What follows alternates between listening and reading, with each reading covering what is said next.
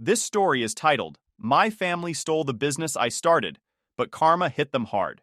Now they're asking for my help. Guys, before we start the video, I just saw something crazy. 82% of you watching right now aren't subscribed.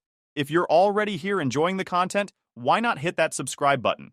It's completely free, takes just a second, and it really helps the channel grow so I can keep bringing you more stories you love.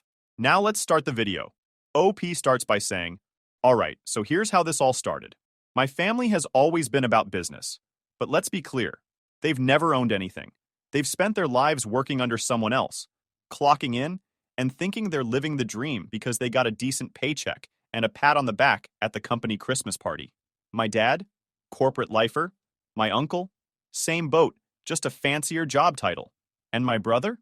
He wasn't anything special either, just another cog in the machine. Me, though? I wasn't about to waste my life like that. I wanted something more. So after slogging through some soul-sucking jobs to save up cash, I decided to start my own thing, a startup. I had a solid idea, but what I didn't have was enough money. That's when I turned to my family. I sat them down and pitched my business idea like I was on Shark Tank.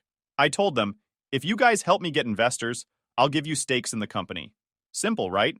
They weren't exactly doing me a favor. They were getting a piece of the pie if it worked out.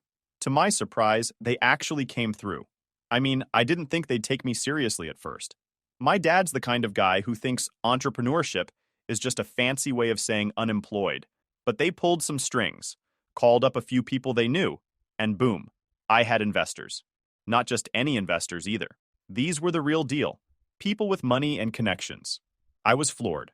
For once, I felt like my family actually believed in me. And they didn't just stop at finding investors.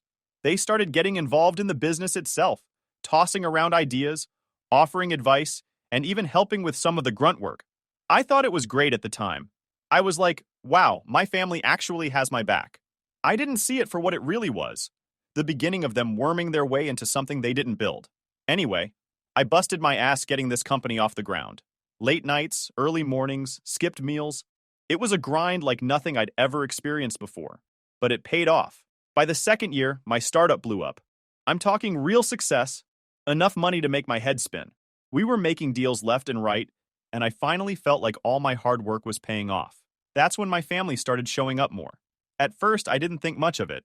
My dad and uncle quit their jobs to work with me full time, and my brother did the same. I thought it was awesome. I mean, who wouldn't want their family involved in something so personal and important? My dad would show up to meetings, pretending he was the big boss, even though he didn't understand half the stuff we were discussing.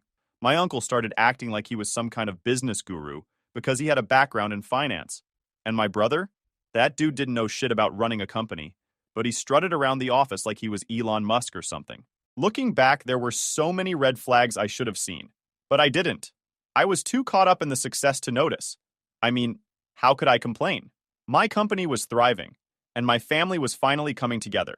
My brother and I, who used to fight like cats and dogs over the dumbest stuff, were actually getting along.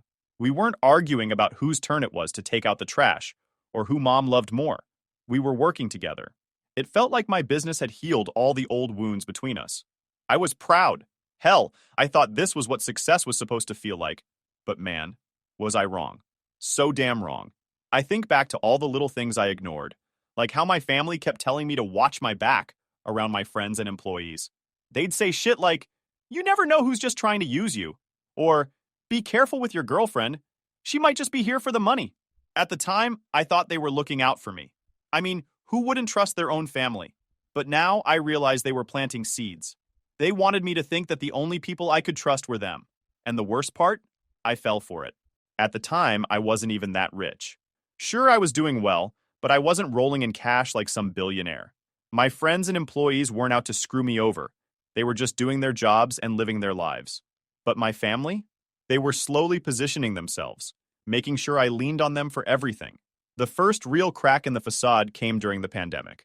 Everything went remote, and we started doing meetings online. That's when the power plays started. Suddenly, my ideas weren't good enough anymore. The same ideas that built the company were now being shot down left and right. My dad and uncle would gang up on me during meetings, and my brother would sit there like a smug little asshole nodding along with whatever they said. They'd suggest their own half-baked ideas, acting like they were the saviors of the company. It was exhausting. I went from loving my job to dreading it. The company I built, the place that gave me a sense of purpose, was turning into a source of anxiety and stress. And the worst part? I didn't know how to stop it. My family wasn't just employees. They were part owners now. They had stakes in the company, and they weren't afraid to use that power against me. At the time, I brushed it off, thinking, it's just a rough patch. We'll get through it. But deep down, I think I knew things were starting to go downhill. My family wasn't here to help me. They were here to take over, and I was too blind to see it. Looking back, I can't believe how stupid I was. The signs were all there, glaringly obvious, but I ignored every single one of them because I was too wrapped up in the idea of having my family by my side. I thought, this is great. We're a team now. Yeah, a team of backstabbing assholes waiting for the perfect moment to screw me over. It started small, like most betrayals do. During our online meetings, they'd interrupt me mid-sentence to offer their perspective. My dad would say stuff like, I don't think that's the right direction for the company, as if he had a clue what the right direction even was. My uncle, Mr. Finance Genius, would constantly throw out buzzwords he barely understood. And my brother? That smug little shit would just sit there, nodding along like their hype man, occasionally chiming in with, yeah, I agree with Dad. At first, I thought they were just being overly enthusiastic. I mean, they were new to this level of business, so I figured they were trying to find their footing. But the interruptions turned into challenges, and the challenges turned into outright dismissals. The ideas I brought to the table, the same ideas that had gotten the company off the ground, were suddenly outdated or not innovative enough. It wasn't just during meetings either. My brother started taking credit for stuff he had no hand in. We landed a big client, one I had been working on for months, and somehow he spun it like he was the one who made it happen. I let it slide because I didn't want to rock the boat. It's just a small thing, I told myself. It's not worth the fight. But those small things started piling up. Then there were the constant family meetings. They'd corner me after work or during lunch breaks to talk about how we should be running the company. My dad had this habit of saying, you need to start thinking about the big picture, as if I hadn't been the one with the big picture to begin with. My uncle kept bringing up these ridiculous cost-cutting measures that would have gutted the team. And my brother?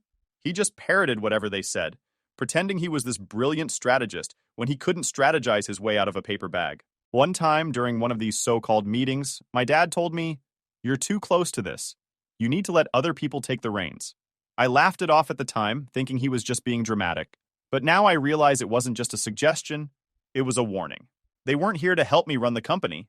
They were here to take it from me. The breaking point, though, came during the pandemic. I think being stuck at home gave them too much time to scheme. We had to make some tough decisions. Cutting costs, shifting priorities, that sort of thing. It was stressful as hell, but I was doing my best to steer the ship. That's when the mutiny started. During one of our online meetings, I brought up a plan to pivot some of our operations to adapt to the lockdowns. It was a solid idea, something I had put a lot of thought into. But before I could even finish explaining, my dad cut me off. I don't think that's going to work, he said, like he was the CEO or something. My uncle jumped in, agreeing with him, and my brother, because of course, sided with them. They proposed their own plan, which was basically just rehashing what we were already doing, but with fancier words. I tried to push back, but they steamrolled me. They had the majority vote, so their shitty plan got approved, and mine got tossed aside. That meeting was the first time I felt like an outsider in my own company. I couldn't even recognize the business I had built. These people, my own family, were turning it into things got worse from there.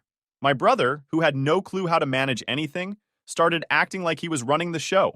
He'd send out emails to the team, signing off as if he were the CEO, and even started making decisions without consulting me. When I confronted him about it, he brushed it off. I'm just taking initiative, he said, like I should be proud of him. My dad and uncle weren't any better. They started holding meetings without me, making decisions behind my back. When I found out, they acted like it was no big deal. We didn't want to bother you, my dad said, as if I wasn't the one who created this damn company in the first place. I tried to push back, but it was like talking to a brick wall. They had me outnumbered, and they knew it. Every time I brought up an issue, they'd gang up on me, making me feel like I was the problem. You're being too emotional, my uncle would say, like I wasn't allowed to care about the business I built from the ground up. And my brother? That little shit had the nerve to tell me, maybe you should take a step back and let us handle things for a while. The audacity of that guy still pisses me off when I think about it. By the time we hit the midpoint of the lockdowns, I was miserable. My anxiety was through the roof, and I was having panic attacks before meetings. The company I once loved felt like a prison, and my family were the wardens. I knew something had to give, but I wasn't ready to admit just how bad things had gotten. It wasn't until later that I realized what they were doing. They weren't just undermining me, they were setting the stage to push me out entirely. And like an idiot, I let them. The whole situation turned into something straight out of a bad drama series. Except it was my life. The writing was on the wall for a while, but I was too wrapped up in trying to fix things to see what was coming. It all started with a mid-year meeting. I came into the meeting prepared, thinking it would be a tough but straightforward discussion. I should have known better. Right out of the gate, my uncle, in all his smug glory, suggested that maybe I should be on the chopping block. At first, I thought it was a joke. I mean, who says that to the person who built the company from scratch? But nope, he was dead serious. He started talking about how my brother had stepped up during the pandemic and was now handling most of the responsibilities. According to him, it only made sense for my brother to officially take over my role. I was floored. My brother taking over my role? The same guy who thought profit margins were something you color-coded on a spreadsheet? The same guy who once confused gross revenue with net profit during a client presentation? You've got to be kidding me. Before I could even process what was happening, my dad chimed in.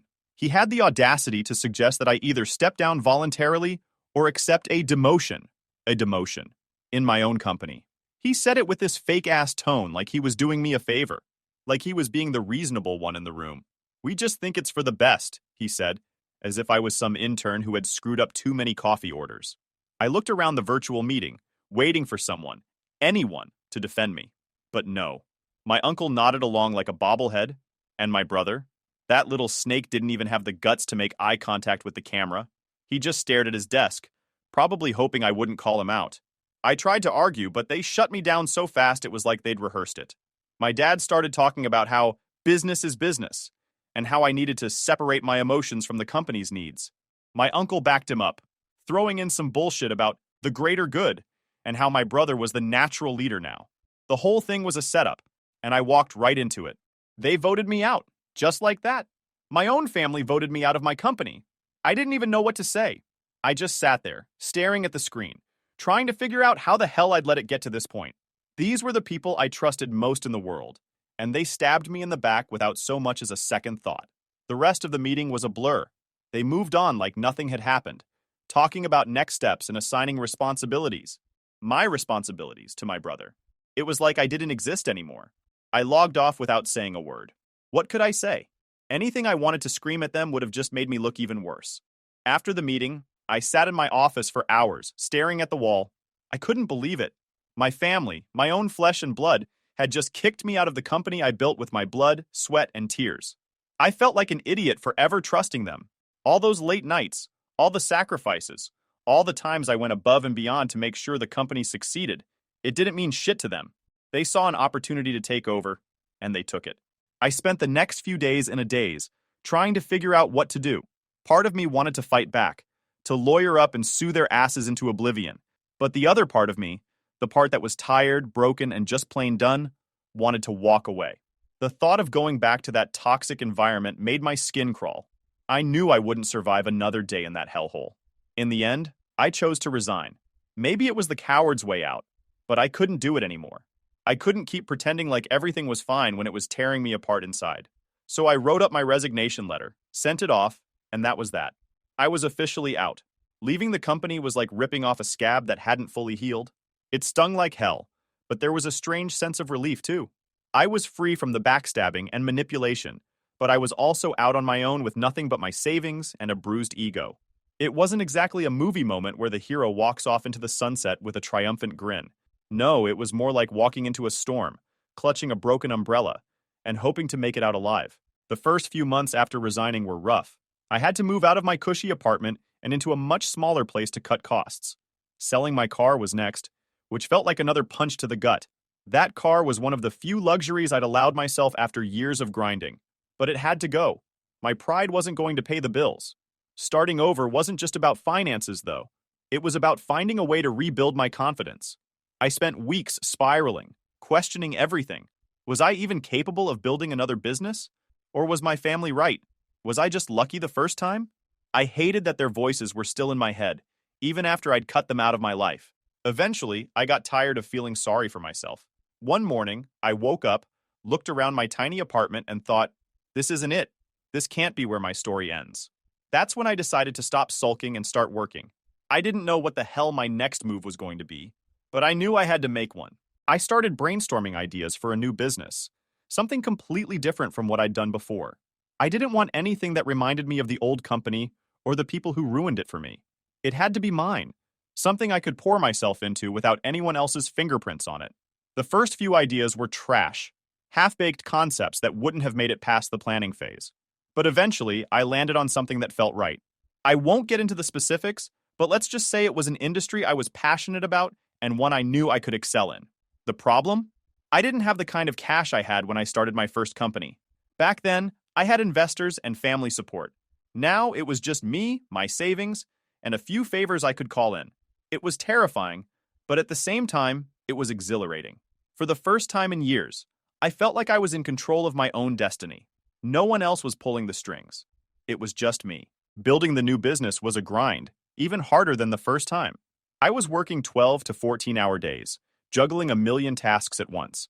Some days, I didn't even know if I'd have enough money to make it to the next week. I lived off ramen and instant coffee, the kind of diet that screams broke entrepreneur. But I didn't care. Every small step forward felt like a victory. The loneliness was the hardest part. My family was gone, blocked on every platform I could think of. They didn't deserve access to my life anymore. I cut ties with anyone who even remotely reminded me of them, which meant my social circle got a lot smaller. The only person who stuck around was my wife. She was my rock, the one person who believed in me even when I didn't believe in myself. If it weren't for her, I don't think I would have made it through those first few months. About a year in, things finally started turning around. The new business began to take shape, and by some miracle, it started generating revenue. It wasn't much at first, just enough to keep the lights on, but it was a start, and that was all I needed. A small glimmer of hope to keep me going. By the second year, the business was thriving. It wasn't just doing well, it was doing better than my first company ever had. I finally felt like I was back on solid ground. And the best part? This time, I was surrounded by people I trusted. No family drama, no bullshit, just a tight-knit team of people who believed in the vision as much as I did. Cutting off my family was one of the hardest decisions I'd ever made, but it was also the most freeing. I didn't just block their numbers, I erased them from my life completely. My dad, my uncle, my brother, they were dead to me. Not literally, obviously, but you get the point. These were people who had no problem screwing me over when it suited them, and I wasn't about to let them back in, just because things were finally going well for me. At first, I didn't even think about them. I was so focused on rebuilding my life that they didn't cross my mind. But every now and then, a memory would creep in, a moment from before things went to hell. I'd remember the good times, like when my brother and I used to play video games together, or when my dad gave me advice about life. Those memories made it harder to stay angry, but then I'd remind myself of what they did. They didn't just betray me. They betrayed everything we were supposed to stand for as a family. And that's not something you just forgive and forget. Then came the shocker. I found out my old company was tanking. A mutual friend who used to work there gave me the rundown. After I left, my family basically stopped giving a shit. My dad, my uncle, and my brother treated it like their personal ATM, draining money to buy luxury cars and other crap they didn't need. Meanwhile, they let the actual business fall apart. Employees started leaving in droves, clients jumped ship, and the company that I built from nothing was circling the drain. Hearing that pissed me off more than I thought it would. I'd worked my ass off to make that company a success, and they destroyed it in less than 2 years. Part of me wanted to gloat, to laugh at their failure, but another part of me just felt sad. Not for them, obviously. They deserved whatever was coming to them. But for the company, it didn't deserve to go down like that. By the time I heard about their mess, I was already too far gone emotionally to care. My focus was on my new business, my new life, and the people who actually gave a damn about me. As far as I was concerned, my family could sink with the ship they'd stolen from me. I was finally in a good place. My new business was thriving. My personal life felt stable, and I'd moved on. Or at least I thought I had. But of course, life has a way of dragging you back into the mess you thought you'd escaped. And, surprise, surprise, the mess came in the form of my brother. It all started when I was reviewing resumes for a senior position in my company. I'd worked my ass off to build a solid team, and now we were growing fast enough to start filling higher-level roles. I was scrolling through the shortlisted candidates when I saw his name, my brother. Seeing his name on that list was like getting sucker punched. My first reaction was to laugh. Like, what the hell was this guy doing applying for a job? Didn't he still have my old company to play pretend CEO with? But the more I thought about it, the more curious I got. Something didn't add up. There was no way he'd be applying for a job unless things had really gone to shit. I decided to schedule the interview, not because I wanted to hire him, but because I needed answers. The day of the interview, he walked into my office looking like a ghost of his former self. He'd aged at least 10 years in the span of 2. His suit was wrinkled, his hair was a mess, and he had this defeated look on his face like life had beaten him into submission. For a second, just a second, I felt bad for him. But then I remembered everything he did to me, and any sympathy I had disappeared. He froze when he saw me sitting behind the desk. His jaw tightened, and I could see the panic in his eyes, but he tried to play it cool. "Michael," he said, forcing a smile. "I didn't know this was your company." "Small world," I said, keeping my tone neutral. "Let's get started, shall we?" The interview was awkward, painfully so. He stumbled over basic questions and gave vague, half-assed answers about his experience. It was obvious he wasn't qualified for the job, not even close, but I let him dig his own grave. I stayed professional, taking notes and nodding along, even though my brain was screaming, "Are you serious right now?" By the time we wrapped up, I'd made up my mind. There was no way in hell I was hiring him. As he stood to leave, I hit him with the same line he'd thrown at me during that fateful meeting years ago. "I think your contributions would be better suited to a lower-level role. You might want to consider applying for something more appropriate." The look on his face was priceless. He went from shocked to pissed in about 2 seconds flat. "Are you kidding me?" he snapped. "This is unprofessional as hell. You're letting your personal feelings cloud your judgment." I leaned back in my chair, trying not to laugh. "You're free to leave if you don't like it," I said, echoing his own words from all those years ago. And just like that, he stormed out, slamming the door behind him. I thought that was the end of it, but of course, it wasn't. Within hours, my phone started blowing up. Texts, calls, voicemails, all from my family. My dad accused me of sabotaging my brother's career out of spite. My uncle went on a rant about how I was disrespecting the family. Even my mom, who had been mostly silent throughout this whole ordeal, chimed in, begging me to be the bigger person and give my brother another chance. The cherry on top? My wife. She'd always been supportive of me, but even she started questioning my decision. "Maybe you should reconsider," she said one night. "He has a family to support." Kids, Michael. Think about the kids. I wanted to scream. Why was everyone acting like this was my problem? My brother had made his bed, and now he had to lie in it. He didn't care about me when he was voting me out of my own company. So why the hell should I care about him now? But the guilt started creeping in, as much as I hated to admit it. I couldn't shake the image of him sitting in my office, looking like a broken man. Was I being petty? Was I letting my anger get the best of me? I didn't know anymore. A few days later, I got a call from a mutual friend who used to work at my old company. He filled in the blanks for me, and holy shit, it was worse than I thought. Apparently, after I left, my family treated the business like their personal piggy bank. They bought luxury cars, threw lavish parties, and basically acted like royalty. Meanwhile, the actual business was falling apart. Clients were leaving, employees were quitting, and the company was hemorrhaging money. By the time the pandemic ended, it was a complete disaster. "They thought the company would run itself," my friend said. "They didn't realize how much work you were actually doing." Hearing that felt like a twisted kind of validation. I wasn't crazy. I wasn't imagining things. My family had been riding my coattails all along. Without me, they were nothing. But the validation didn't make the situation any less messy. Now I had a decision to make. Part of me wanted to swoop in and buy the company back. It was still salvageable, according to my friend, but only if it was under new management.